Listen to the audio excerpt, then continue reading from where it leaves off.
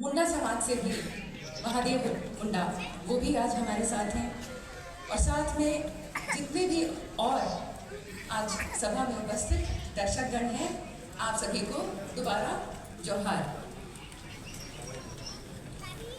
सबसे पहले जो बहुत चर्चा हो रही है पेशा की और संविधान की, मेरे पूर्व जो वक्तागण थे, आप सभी ने कई विषय पे, कानून पर भी बात की, आदिवासी समाज से संबंधित। तो मैं शुरू करती हूँ पेशा विषय से। अभी आपका माननीय हाई कोर्ट से एक परमादेश जारी हुआ है और राज्य सरकार को आदेश दिया गया है कि त्वरित पेशा नियमावली को लागू करें।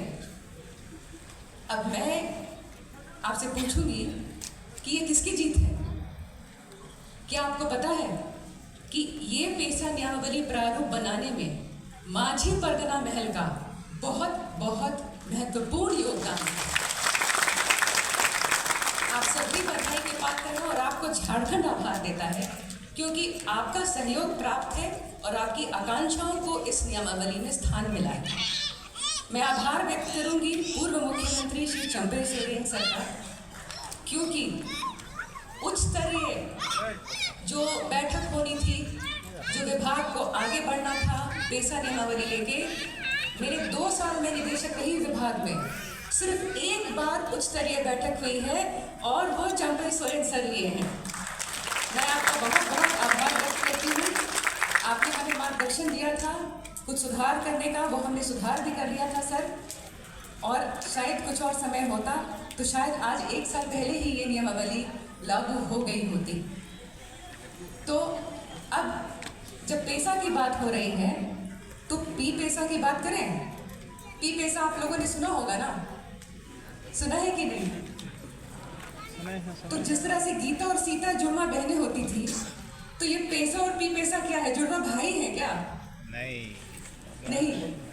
पी पेशा और पेशा कोई जुड़वा भाई नहीं है।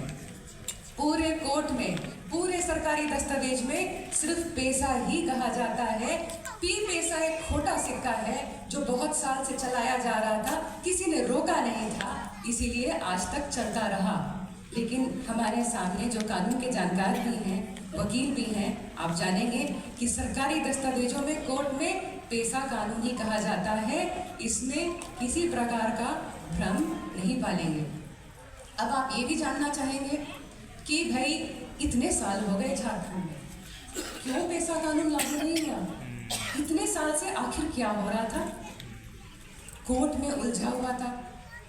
पहले तो जो राज्य का पंचायती अधिनियम है, जिसके तहत पेशा नियमावली प्रारूप का गठन हो रहा है, उसी पंचायती राज अधिनियम को की संवैधानिकता को चुनौती दी गई थी कोर्ट में। ये 10 साल चला, 2000 से 2010, पूरे 10 साल पंचायती राज अधिनियम के संवैधानिकता को चुनौती दी गई, पेशा नियमावली नहीं लागू हो पाया। 2010 में सरकार जीत गया, झारखंड पंचायती राज अधिनियम को पूर्ण रूप से संवैधानिक बताया गया। केवल एक जजमेंट में नहीं, कई उच्च न्यायालय और हाई कोर्ट और सुप्रीम कोर्ट दोनों के निर्णय में कई बार ये दोहराया गया है कि झारखंड पंचायती राज अधिनियम पूर्ण रूप से संवैधानिक है।